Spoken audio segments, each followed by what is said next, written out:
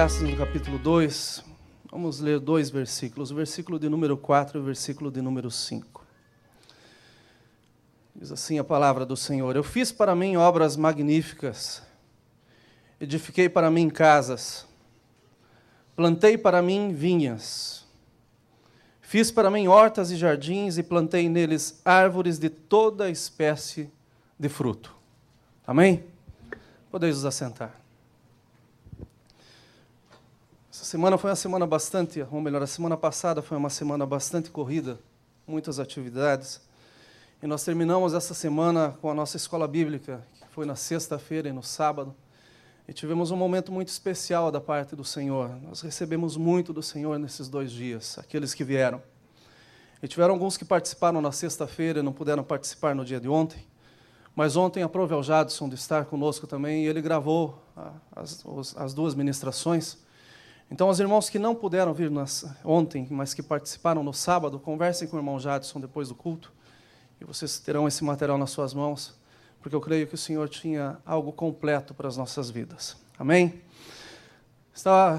Fisicamente estou bastante cansado, porque a semana foi corrida, a questão da gente ministrar é bastante cansativa. E ontem, confesso que eu fui orar ao Senhor e eu acabei dormindo sentado, de tão cansado que eu estava. E deitei e falei, vou levantar às 5 da manhã e o Senhor vai me dar uma palavra para ministrar, porque assim Ele faz sempre. E levantei às 5 e estou buscando ao Senhor desde o momento, e aqui está o que o Senhor pôs no meu coração, e é uma palavra viva, fresca, e eu sei que é eficaz e será para as nossas vidas. Ainda nessa manhã eu estava lendo um pouco e um assunto me veio à cabeça, que eram as grandes maravilhas do mundo, as 7 maravilhas do mundo. E pesquisando alguma coisa sobre essas maravilhas, eu acabei achando que existem outras maravilhas, que aquelas que eu conhecia da época da escola já não são mais tão maravilhosas assim, perderam o seu brilho. Mas existe um artigo bastante interessante que fala sobre as maravilhas do mundo moderno. E olhando, é claro que lendo um pouco, eu sugiro que vocês procurem essas maravilhas do mundo moderno. Sugiro que no seu tempo você dê uma olhada e que você passe os seus olhos naquilo não que Deus criou, mas naquilo que o homem está criando e está dizendo que é uma verdadeira maravilha. E dentro de tantas coisas, são várias essas maravilhas, eu selecionei 10 que realmente me chamaram muito a atenção. A primeira é a biblioteca de Kansas City, a biblioteca pública de Kansas City. Se você vê a fotografia dessa biblioteca, você pensa que você está vendo uma estante, porque o prédio dessa biblioteca são livros, um do lado do outro, de diversas cores. É fantástico, realmente é uma obra muito bem feita. Existe a Igreja Luterana da Islândia, que você olha e só pela fotografia você vê que é magnífico aquilo que os homens conseguiram fazer. E não tem muita explicação para essa obra. Existe a Casa de Ponta Cabeça, não a de Orlando, mas a da Polônia, que muitas vezes é muito mais bonita do que a de Orlando.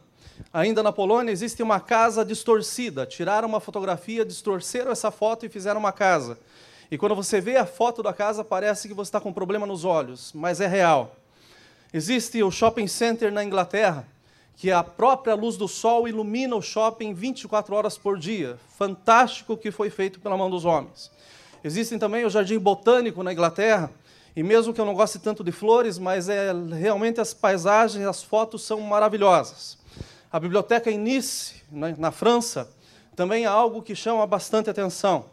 O edifício Mirado, em Madrid, na Espanha, se você vê a foto desse edifício, você fica realmente com o queixo caído, porque não tem explicação aonde que está a estrutura desse edifício.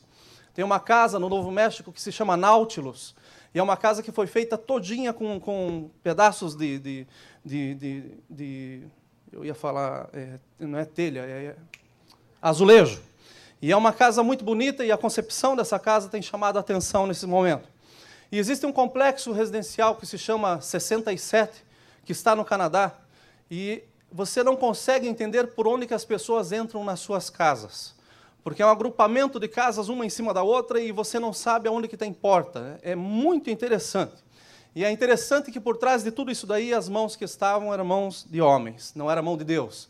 Os homens falaram que iam construir alguma coisa e fizeram, e estão sendo reconhecidos por isso. São as maravilhas do mundo moderno. E eu quero usar essas obras para ilustrar aquilo que o Senhor tem para mim e para a sua vida. Essas obras, elas são impressionantes, pois em muitos casos elas desafiam as leis da gravidade e até mesmo a questão da lógica. Porque você vê as fotografias e você não acredita naquilo que você está vendo, parece que é montagem. O curioso é que essas obras foram feitas pelos homens. E por maior que tenha sido a alegria desses construtores, desses projetistas, desses engenheiros, pela execução e pela conclusão dessas obras, a verdade é que essas obras estão à mercê do tempo. E eu tenho certeza absoluta que ainda que hoje essas obras estejam sendo vistas com os olhos admirados, como o meu ficou hoje pela manhã, ainda nesse momento está sendo construído algo que vai ser mais maravilhoso do que aquilo que já está pronto. Vai aparecer alguma coisa que vai substituir esses monumentos, que vai dizer que isso daí é passado. Então aquilo que é uma maravilha hoje, amanhã pode se tornar apenas sombra. Pode desaparecer na história, simplesmente foi uma conquista para quem conseguiu fazer, para quem elaborou o projeto, para quem viu o projeto sendo desenvolvido. Com o surgimento de novos empreendimentos todos os dias, eu não tenho dúvida que essas obras amanhã podem se tornar sombras. Assim como já tiveram obras maravilhosas no dia de ontem, que hoje já estão na história, simplesmente esquecemos. Continuam no mesmo lugar, mas estão esquecidas. Nós, como homens e como mulheres, nós lutamos pelas nossas realizações, pelos nossos sonhos, pelos nossos desejos, pela nossa ambição, pelo nosso sucesso. E por mais alto que cheguemos, nós podemos vir a dizer no final das nossas vidas as palavras que o rei Salomão disse: tudo é vaidade. Podemos conquistar tudo e fazer com que os outros se admirem com as nossas conquistas, mas se formos sinceros o suficientes, falaremos como ele disse: tudo isso é vaidade, tudo isso vai passar. Coloquei todo o meu tempo aqui, mas isso daqui vai ficar e nem vão se lembrar de quem eu fui ou de quem eu sou. Eu não quero, de forma alguma, nessa manhã, fazer com essas afirmações com que você se desmotive dos seus sonhos, que você se desmotive daquilo que tem feito a sua vida se mover todos os seus dias, os seus planos, as suas vontades, de jeito nenhum. Mas eu quero, em Deus, e através da sua palavra, orientá-los para que nós venhamos a fazer algo muito mais simples, que talvez não requeira tanto trabalho, mas que requer sim a vontade para que nós possamos colocar a mão literalmente na massa e fazer alguma coisa que é definitiva. Olhando para o povo de Israel, que é o povo escolhido por Deus, e relembrando um pouco da sua história, nós vemos que eles foram separados por Deus para ser o seu povo. E aqui no Novo Testamento nós vemos que nós somos a Israel espiritual. Nós somos o povo de Deus no dia de hoje. A igreja hoje é a nação escolhida, é o povo eleito, é o povo separado. Então eles tinham Deus como Pai e nós temos Deus como Jesus sendo o nosso noivo. Nós somos a noiva do Cordeiro. Nós estamos nos preparando para que haja um dia a grande boda, o grande casamento, a grande festa, que vai substituir qualquer festa que nós já possamos ter visto ou participado. Vai ser uma festa tão grande, que ainda o Senhor está convidando, ainda o Senhor está chamando mais alguns para virem participar desse momento. Esse povo era um povo que vivia em transição, era um povo que vivia em meio ao deserto, mas com uma proteção, gente, de um pai amoroso, um pai que estendia a cortina dos céus, dizendo assim: olha, vocês vão poder dormir em paz ainda que vocês estejam no deserto. Um povo que era protegido por uma coluna, que era protegido por uma nuvem durante o dia, e o sol, que era muito forte, não queimava a sua pele, porque o pai estava dizendo: olha, deixa eu colocar a nuvem para que vocês se protejam, caminhem, saiam do lugar que vocês estão e caminhem em direção à terra que eu tenho prometido para vocês. Um pai tão amoroso que ainda nas noites frias do deserto colocava uma coluna de fogo que não somente servia de guia, mas que principalmente trazia calor, aquecia os seus filhos, cuidava dos seus filhos, como nós por tantas vezes fazemos com os nossos. Pegamos nos braços, abraçamos e dizemos: olha, aqui você está protegido, aqui você tem cuidado. Deus olhava para o seu povo dessa forma e continua olhando para nós da mesma forma, com o mesmo amor de pai, com o mesmo cuidado especial, providenciando todo o cuidado de noite e de dia, a hora que for, porque Ele é Deus e se ocupa e preocupa com as nossas vidas. Aleluias, aleluias.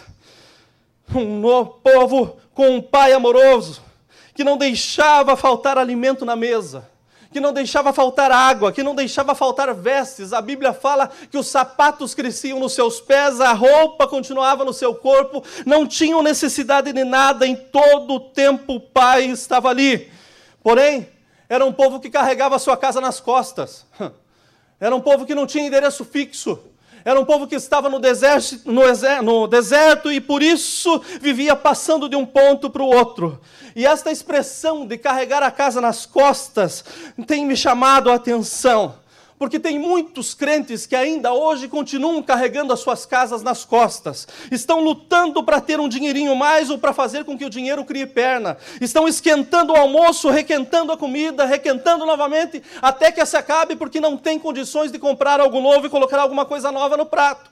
Um povo que está esticando o dinheiro, um povo que está andando de ônibus para completar o dinheiro do aluguel. Um povo que por tantas vezes deixa de pagar uma conta porque precisa comprar algo que é necessário. Um povo que parece que por tantas vezes tem que fazer o papel de pai pela ausência do pai dentro da casa. Um pai que tem que fazer o papel da mãe porque a santa por tantas vezes está em outros lugares e não dentro da casa com a sua própria família. Então é um povo que está carregando sim a sua casa nas costas. E eu sei que só com essas ilustrações os irmãos estão entendendo muito bem o que eu estou falando e o que Deus está falando essa manhã. Chega de carregar a casa nas costas. O Senhor tem um lugar fixo para que você faça a morada definitiva em nome de Jesus. Carregar a casa nas costas era o que o povo fazia. A sua residência era transitória. Se a coluna se movia, temos que mudar de endereço. Se a nuvem se movia, vamos, juntar a trouxa e vamos continuar o nosso caminho. Vamos sair do lugar que nós estamos, porque Deus está na frente, nos levando para aquilo que Ele nos prometeu. Eles viviam em tendas. E essas tendas eram práticas de serem carregadas, e era algo que eles precisavam que fosse realmente prático, porque viviam em movimento. Não podiam ter um ponto fixo, pois não haviam chegado ainda na terra prometida. E quem não chegou na terra prometida não pode dizer, aqui eu descanso, aqui é o lugar que eu estou bem, é tudo que eu consegui na vida, de forma alguma. Se o Senhor prometeu algo maior e melhor, não podemos parar no meio do caminho e dizer que está tudo completo. Nós temos que seguir a caminhada. Eles não podiam ainda construir as suas casas. Vamos parar aqui e vamos construir a nossa casa no meio do deserto, de forma alguma, porque não era a terra que Deus tinha prometido. E se eles construíssem as suas casas no meio do deserto, os seus monumentos arquitetônicos, para que pudessem ter paz e para que pudessem ter algo mais cômodo nas suas vidas, não serviria. Porque no deserto ninguém consegue viver eternamente. No deserto é um lugar de sequidão, é um lugar de estia, é um lugar onde as necessidades chegam sim. Então o Senhor queria que eles saíssem de lá e chegassem aonde Ele tinha dito, ali sim mana leite e mana mel. E tem coisas boas preparadas para vocês. Esse povo não podia construir a sua casa ali, construir uma varanda, como é o sonho de todo mundo. E lá na varanda colocar uma cadeira de balanço, para esperar o resto e o final da vida, tomando Coca-Cola bem gelada, pão de queijo todo o tempo, dizendo assim, eu cheguei aonde eu queria, meu coração descansa, porque eu consegui todas as coisas que eu queria. Muito mais do que isso, como que você consegue fazer uma casa no meio do deserto e colocar uma caixinha do correio, dizendo assim, aqui eu moro, mande cartas para mim, escrevam para mim, eu moro aqui no meio do deserto. Não existe como, não tem como fazer com que isso aconteça. Deus, Ele sempre quis o melhor para o seu povo. Porém, a visão do povo nem sempre foi correta. A visão do povo, por muitas vezes, ela se embaralha. E ela pensa que aquilo que ela chegou, o lugar que ela está, é aquilo que Deus prometeu. E você chegou e ali você fica confortável, dizendo, aqui é o meu lugar de descanso. O melhor de Deus não é a possibilidade que Ele te dá de você comprar um carro novo, a melhor casa do bairro, vir na igreja com as melhores roupas, passar os melhores perfumes, ter dinheiro no banco, ter uma boa conta. Não, o melhor de Deus não são possessões terrestres. O melhor de Deus é a gente saber que os nossos nomes estão escritos no livro da vida. Esse é o melhor de Deus. Ainda que não tenhamos dinheiro no banco, se nós tenhamos o nosso nome no céu, nós estamos bem. Nós estamos bem. Ainda que estejamos no deserto e a residência seja transitória, tenha certeza absoluta, o lugar definitivo está chegando e a glória para o nosso Jesus. Aleluias, aleluias. O melhor de Deus é termos o nosso nome no livro da vida. Mas Ele entende muito bem. O Senhor nos conhece por dentro e por fora. A Bíblia fala que Ele nos formou, Ele fez com que nós existíssemos. Ele fez a gente do jeito que a gente é. Ele entende nós, cada um de nós, melhor do que nós mesmos nos entendemos. E Ele sabe que nós precisamos chegar em algum lugar. E Ele sabe que quando nós chegarmos nesse lugar, nós vamos poder dizer de uma voz muito forte: grandes coisas fez o Senhor, e por isso nós estamos alegres. Quando nós chegarmos, nós não vamos ter dúvida. Quando nós chegamos naquilo que é nosso, a gente olha e fala assim: aqui sim eu sei que Deus está. Olha, quando Deus nos mostra o lugar que é para ser nosso, nós não temos dúvida e nem oscilação nos nossos pensamentos. Nós temos a certeza, nós tomamos posse, nós dizemos: Senhor, eu tomo, eu recebo, porque eu sei que é o Senhor que está me dando. O texto que nós lemos são palavras de um rei que tinha tudo aquilo que os seus olhos contemplavam ou que o seu pensamento mostrava para ele. Ele tinha condições de adquirir aquilo que ele queria. E nesse momento ele estava contemplando os seus feitos. Ele estava vendo as suas grandes obras. Ele estava vendo as suas realizações. Ele estava vendo o seu poderio. Mas quando eu li essa palavra hoje pela manhã, me chamou a atenção o fato de ele ter relacionado em meio a todas as suas conquistas o plantio de árvores. Por que ele está relacionando o que ele fez? A minha alma teve, olha, eu fiz para mim, eu fiz para mim, e daí, plantei árvores. Plantei vinhas e plantei árvores. Qual a importância disso? Qual o significado disso? E hoje, quando eu orava ao Senhor, o Senhor começou a falar no meu coração que a importância é simples. A importância é porque ele havia chegado naquilo que era dele. Só planta árvore quem é dono da casa. Só planta árvore quem é dono do terreno. Se você não for dono, você não planta. Se você não tiver condições, você não pode fazer. Qual a importância dele ter plantado as árvores? A importância, o significado é que tinha acabado o momento de transição. Ele tinha recebido o reinado do seu pai sem experiência nenhuma, mas ele tinha chegado no momento dizendo assim: olha, minha alma já descansa, porque eu fiz tudo aquilo que precisava ser feito. Construí o templo, fiz casas, tive um exército poderoso, consegui todas as coisas que um rei pode sonhar em ter. Então agora chegou a hora de eu fazer vinhas, chegou a hora de eu plantar árvores e dizer assim: olha, aqui tem dono, aqui tem aquele que descansa, aquele que faz, aquele que realmente alcançou no Senhor uma posição. Plantei árvores. Muito simples. Algo que requer simplesmente esforço. O povo de Israel, com as suas casas nas costas, ao chegar na terra prometida, da mesma forma, fizeram como o rei Salomão fez. Eles plantaram árvores. Existe, e é interessante isso, se você olhar a história do povo de Israel até hoje, o sonho deles é plantar árvores. Tem um trabalho que se chama Asas para Águias, que trazem as pessoas da Rússia, os judeus da Rússia, para morrer em Israel. Mas o que eles ganham é um pacote de comida, um pouco de roupa para voltar para Israel, e eles ganham uma muda, uma semente de uma árvore. E tem um parque muito grande onde essas árvores são plantadas. E eles chegam na sua terra, a primeira coisa: deixa eu plantar uma árvore, porque aqui é o meu lugar de descanso.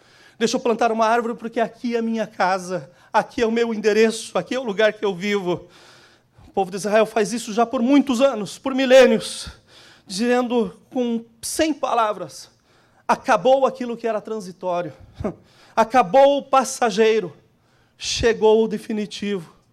Nós temos um endereço, nós fixamos aqui definitivamente a nossa morada.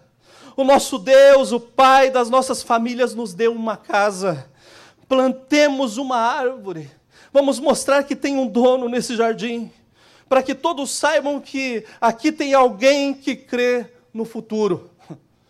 Não planta árvore quem não pensa no dia de amanhã. Só planta árvore aquele que crê que vai haver sol e chuva no dia seguinte. Porque senão não se dá o trabalho. Não toma do seu tempo pensando que vai jogar a semente e que amanhã ela está morta, de forma alguma. Mas planta a semente pensando que um dia ela vai crescer e vai frutificar. As árvores que o rei Salomão plantou são árvores que tinham toda espécie de fruto.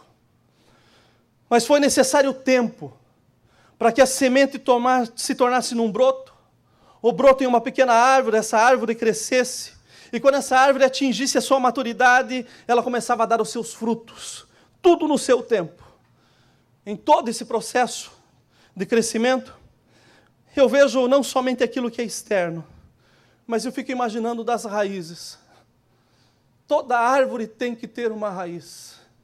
A árvore não cresce do solo para cima, mas ela cresce buscando profundidade. Toda árvore vai entrando com as suas raízes no solo da terra, vai passando por pedras, vai passando por solos diferentes, até ela se aprofundar suficientemente, a ponto dela dar suficiente suporte para aquilo que está do lado de fora, para aguentar os galhos que por tantas vezes são grossos ou às vezes são finos, para aguentar os frutos que serão ali colocados, para aguentar o vento que está passando, para aguentar a chuva que nós pensamos que não, mas a água faz com que a árvore fique mais pesada. Então as raízes têm que ir se aprofundando, e se aprofundando, até que ela diga, eu estou forte o suficiente para segurar toda a estrutura. Olhando para a Bíblia, e em muitas ocasiões, Deus nos compara a árvores. Jeremias 17, versículo 7 e 8 diz assim: bendito o varão que confia no Senhor e cuja esperança é o Senhor, porque ele será como a árvore plantada junto às águas, que estende as suas raízes para o ribeiro, e não receia quando vem o calor, mas a sua folha fica verde, e no ano da sequidão não se afadiga e nem deixa de dar frutos. Não importa quanto tempo nós fomos plantados, mas a verdade é que nós temos raízes, e as raízes que nós temos têm buscado água, e água viva o tempo todo. E se estamos aqui hoje para celebrar a ceia do Senhor, nós temos que dar graças, porque a água é real, é viva, tem nos sustentado e mantido até aqui. Glórias ao seu santo nome, glórias ao seu santo nome. Somos árvores plantadas pelo nosso próprio Deus. Aleluias, aleluias. Aleluias! Se nós somos árvores plantadas junto às águas, isso significa algo maravilhoso. Todos nós já encontramos um lugar fixo. E nós não fomos plantados num solo que às vezes é arenoso, ou num solo que é muito duro, de forma alguma. Nós somos plantados na rocha que é Jesus Cristo.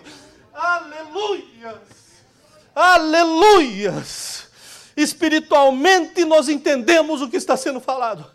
Mas se nós tentarmos entender o que Deus está falando hoje, como homens, nunca chegaremos na amplidão daquilo que Deus tem para a igreja hoje. Nós estamos plantados como árvores na rocha, e a rocha é vida, e nos dá vida e abundância.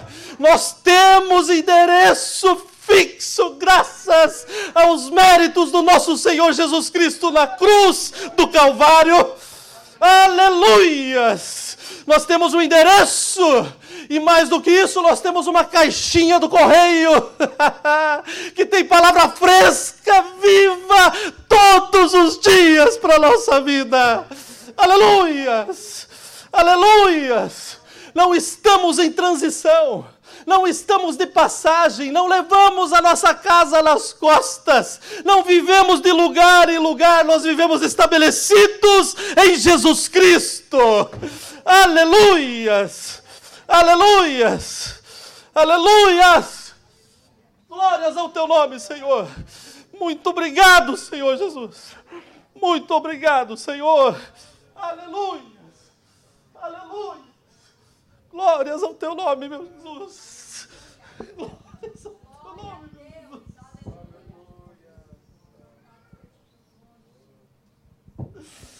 Aleluias.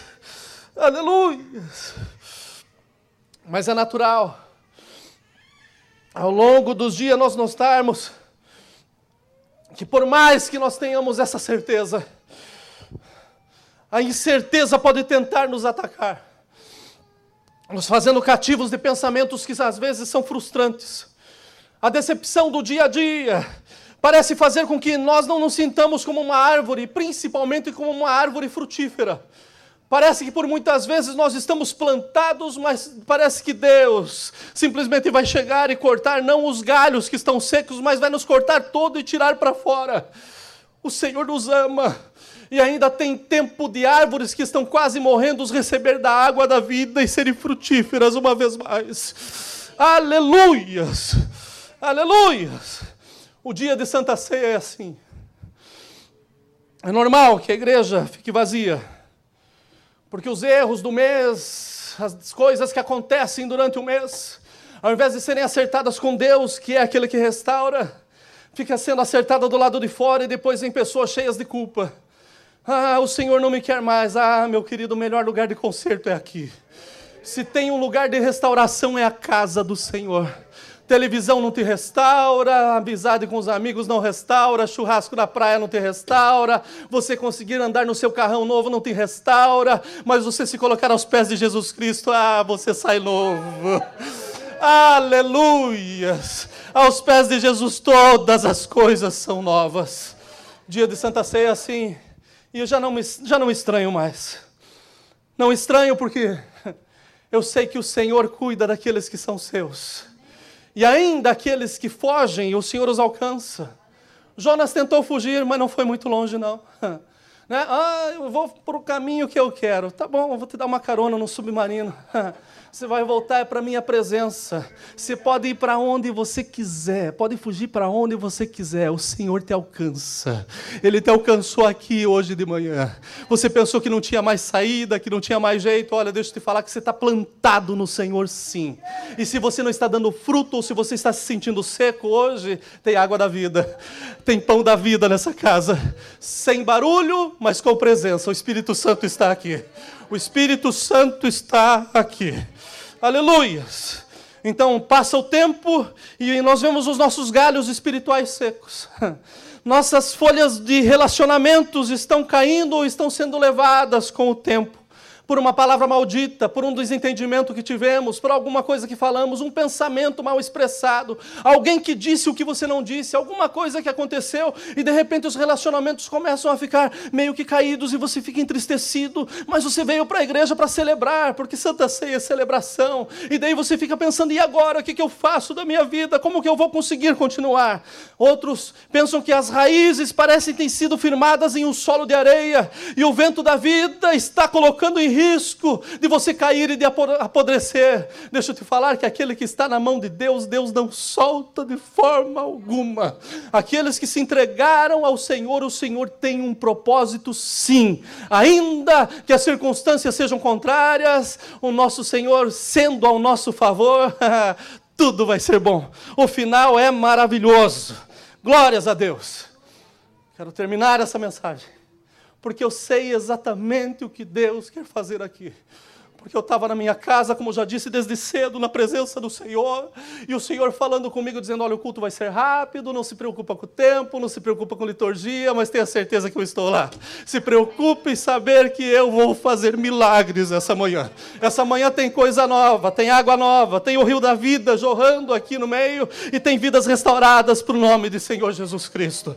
Então eu não sei qual a sua história, mas eu conheço o Deus que muda a história. E eu sei que Ele está aqui. Eu não sei quais as suas realizações, mas eu sei o Deus que realiza tudo. E Ele quer te fazer muito mais do que vencedor. Eu não sei se você plantou árvores ou se continua levando a sua casa nas costas. Mas sei o Deus que tem poder de colocar a sua casa em terra firme. Não sei se você está vagueando com o vento de um lado para o outro, como se fosse um barco largado no meio do mar. Mas eu tenho a certeza do Senhor que hoje Ele põe os teus pés em terra firme, dizendo, é aqui, é agora, não tem mais tempo, não é amanhã, é hoje. A transformação começa agora na sua vida. Eu não sei se como árvore, hoje você se sente infrutífero, desidratado, mas sei que o arborista Jesus Cristo está aqui. Aquele que conhece todas as coisas, aquele que é técnico em bonsai, mas vai fazer de você uma sequoia firme, grande, uma árvore que possam ver de muitos lugares e dizer, certamente o Senhor está nele. Aleluias! Assim como Ele fez com Paulo, fez com Pedro, fez com os discípulos, fará conosco. Ele fará com que a gente venha dar frutos e frutos em abundância para o seu reino. Aleluias! Talvez você tenha chegado aqui hoje sentindo-se como uma árvore cortada. As pancadas do machado da vida comprometeram a sua estabilidade a ponto de você cair, e o tempo está apodrecendo o seu tronco, secando as raízes. Na sua cabeça você só serve como lenha. Mas deixa eu te dizer que nós não estamos aqui de forma alguma para condenar o pecador. Nós estamos aqui em nome do Senhor Jesus para dizer que há esperança. Há esperança para o perdido. Há esperança para aquele que pensa que está tudo acabado. E o Senhor não disse simplesmente que há esperança. Ele deixou gravado na sua palavra para que com os teus olhos você possa ler depois e ver realmente o Senhor estava pensando em mim. Escutem o que diz a palavra do Senhor.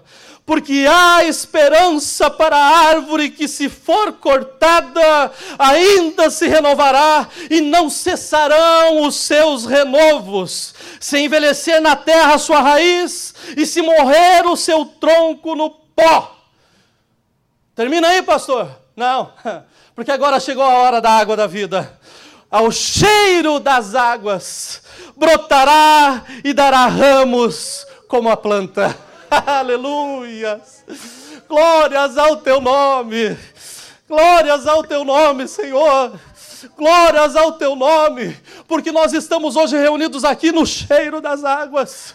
Águas que purificam, águas que renovam, águas que dão forças àqueles que estão quase morrendo no meio do caminho. Nós não fazemos isso em memória como um simbolismo, não. Nós fazemos em memória porque Jesus veio, Ele padeceu aqui na terra para salvar a minha e a sua vida. Foi morto, foi crucificado, foi enterrado, mas Ele ressuscitou e está aqui hoje. Aleluias! Nós sentimos o cheiro dessa água. Você está sentindo o cheiro dessa água. Você que pensava que estava largado, talvez num mangue, talvez em algum lugar deserto. Ninguém está olhando para mim. O Senhor contemplou você dos altos céus e te diz: hoje eu quero que você sinta o meu cheiro, o cheiro de águas frescas, e seja renovado em nome do Senhor Jesus Cristo. Aleluias! Aleluias! Ao cheiro das águas, ao cheiro das águas. Senhor, o que o Senhor quer nos trazer com essa palavra? Para a igreja, bênçãos. Para mim, glória. Porque os frutos que vão começar a nascer em nós a partir de agora são para serem entregues para Ele, somente a Ele. Ele é digno de toda honra, de toda glória e de todo louvor. You are my strong tower.